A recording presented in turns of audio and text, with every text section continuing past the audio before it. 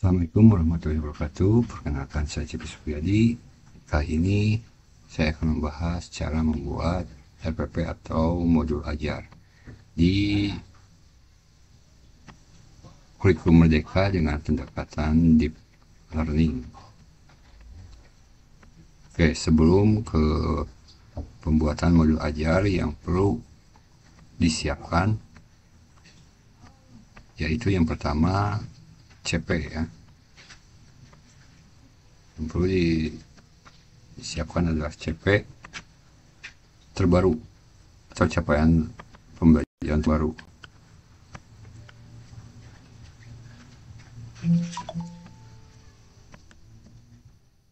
Nah, ini contoh bentuk CP pembelajaran terbaru, capaian pembelajaran terbaru. Nah, kita tinggal cari di sini. Nah, misalkan kita mengampu mapel akuntansi, tinggal di searching. Nah, lalu akan muncul ya di sini capaian pembelajaran terbaru. Nah, ingat untuk CP-nya ini harus yang terbaru. Ini CP 2025 yang dikeluarkan oleh Kementerian Pendidikan dan Kebudayaan. Nah, ini udah ada capaian pembelajarannya.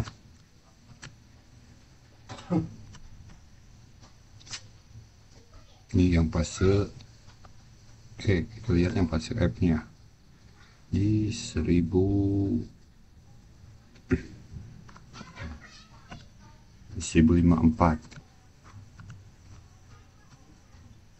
Nah, di sini sudah ada CP fase F, capaian pembelajaran fase F.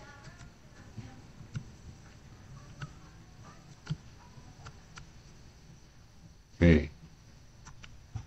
Nah, di sini ada elemennya, akuntansi perusahaan jasa dagang dan manufaktur, dan deskripsinya ini. Ini kita bisa masukkan input di sini di RPP atau modul ajar. Isikan bidang keahlian, program keahlian, konsentrasi keahlian, dan fase atau kelasnya. Nama gurunya dimasukkan juga, asal sekolah, tahun ajaran, dan elemennya. Nah, elemennya ini kita masukkan yang dari CP tadi.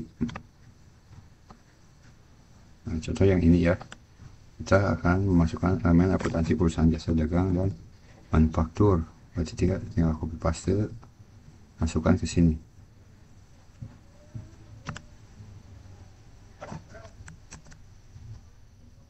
Nanti perusahaan jasa dagang dan manufaktur.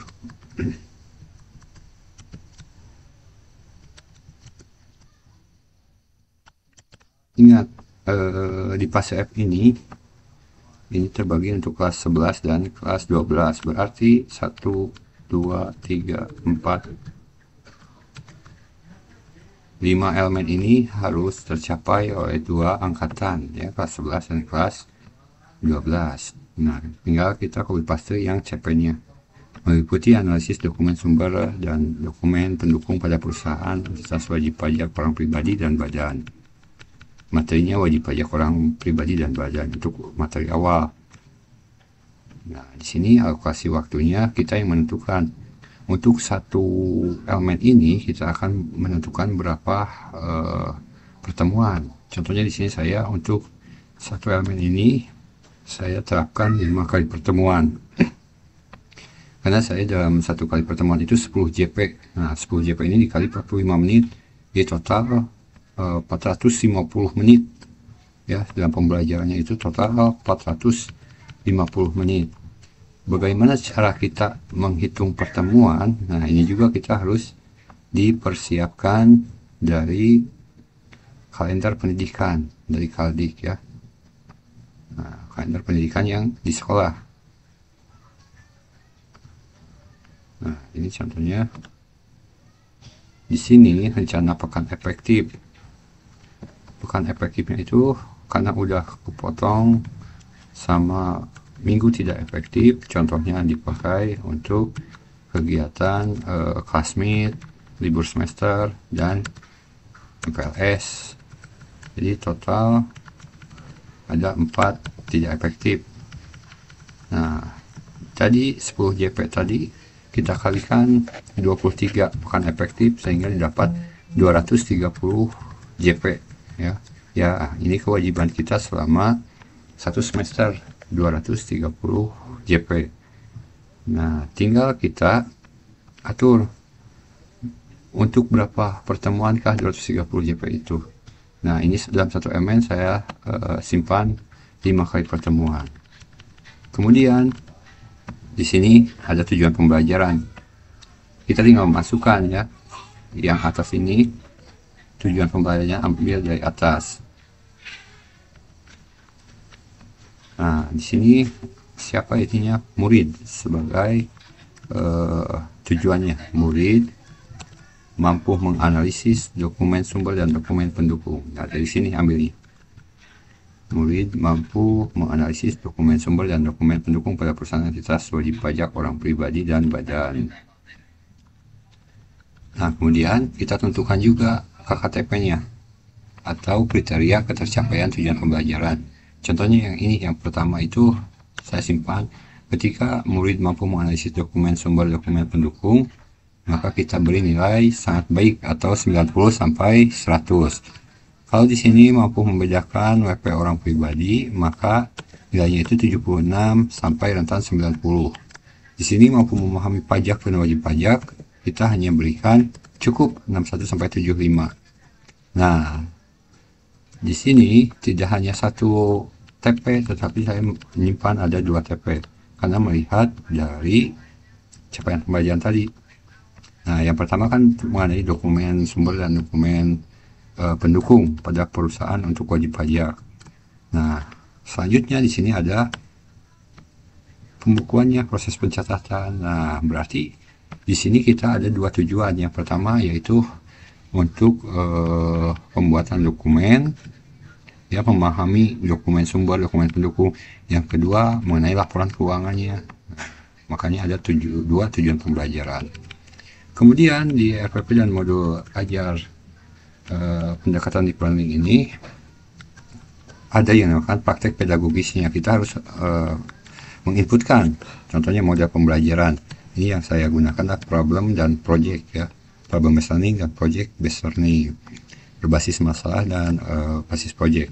Metodenya dengan cara diskusi, presentasi, penugasan, project ya, alat bahannya PC, proyektor, HP, aplikasi, internet. Nah, dimensi profil lulusan kita harus menyertakan di sini. Kita mau berkeimanan, kesehatan, kolaborasi. Nah, itu kita tinggal cek saja ini masuknya ke dimensi profil lulusan yang mana. Mita. Nah, di sini di pendekatan deep learning ini ada mita pembelajaran. Di sini saya masukkan pemerintahan desa karena mitanya dengan pemerintahan desa. Lingkungan pembelajaran yang digunakannya, ruang fisiknya apa, misalkan di saya lingkungan di sekitar GenSmart, ruang virtualnya platform daring, misalkan Zoom atau apa ya. Budaya belajarnya kolaboratif, berpartisipasi aktif, dan rasa ingin tahu. Pemanfaatan digitalnya apa, perencanaan saya menggunakan AI, pelaksanaan video literasi digital melalui AI. Asesmennya menggunakan asesmen daring, jadi membuatkan di Google Form. Nah, ini asesmen awalnya contohnya sudah ada di sini. Peserta didik mengerjakan checklist mandiri ya. Apakah Anda mengetahui tentang laporan keuangan? Ya, tinggal jawab ya atau tidak. Ini contoh asesmennya dan contoh penilaiannya sudah ada. Ada pertanyaan pemantik. Contohnya, tahukah Anda apa itu pembukuan? Nah, supaya kita memantik rasa ingin tahu siswa itu apa yang diketahui oleh siswa itu tentang pembukuan. Nah, kemudian di sini barulah masuk ke langkah pembelajaran. Di sini ada pertemuan pertama, awal berkesadaran bermakna ya. Kita di sini guru membuka pelajaran dengan salam, doa bersama, membaca Asmaul Husna dan sapaan ramah untuk menciptakan suasana positif. Guru memulai dengan tayangan slide presentasi berapa menit. Nah, bisa canangkan di sini 20 menit ya untuk pembukaan. Kemudian barulah kita masuk ke inti pembelajaran, memahami. Nah, 420 menit. berdiskusi, membaca artikel, membuat peta konsep. Nah, di sini merefleksi juga. Kemudian di penutup berkesadaran, saya cantumkan 10 menit.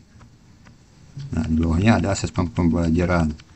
Asesmen pada awal, asesmen pada proses. Nah, udah ada. Nah, asesmen awalnya. Persiapan, proses kerja, hasil kerja, laporan hasil kerja. Asesmen prosesnya ini ada. Nah, yang terakhir ada refleksi guru ya. Kita berikan refleksi kepada guru dan refleksi kepada siswa. Kemudian kalau masih ada siswa yang nampak belum paham, kita adakan program remedial dan pengayaan. Nah, lampiran bahan bacaan, kerja prastadik, job sheet, glosarium. Nah, mungkin itu untuk cara pembuatan modul ajar atau RPP di pendekatan deep learning ini. Hampir sama, tidak ada bedanya ya, hanya sedikit-sedikit lah perbedaannya dari perbedaan namanya, ya nama-namanya. Secara keseluruhan sebetulnya modul ajar atau RPP ini masih terbilang sama dengan modul ajar yang sebelumnya, dengan RPP yang sebelumnya. Oke, mungkin itu aja yang bisa kali ini saya sampaikan. Semoga ada manfaatnya. Wassalamualaikum warahmatullahi wabarakatuh.